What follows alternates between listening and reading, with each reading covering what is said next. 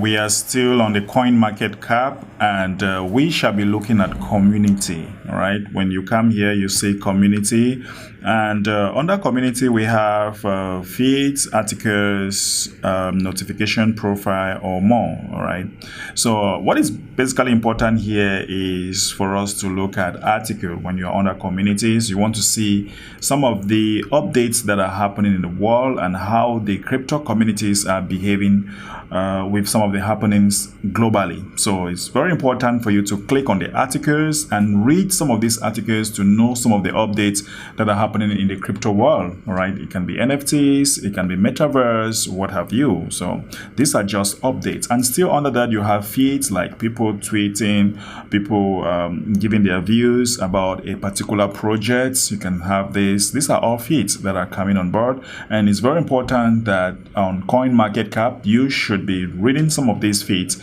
and getting some of the updates that are happening globally. So these are crypto communities giving their comments, telling you whether a particular project will be bullish or whether it's going to be bearish. You'll find them under community. Sometimes you can also come to this community and create an account, or you can just make a post. You can just make a post here, all right, under communities, and give your own impression about a particular project, what you feel about it, whether you think that this project will be bullish or whether this project will be bearish. So communities, you have two main things: feeds, articles, and if you want to notify yourself whenever something comes on, you want to activate your notification bell and sign up and get your notification bell so that you can always have direct updates. And you want to set up your profile still under communities, as well as you can still read more.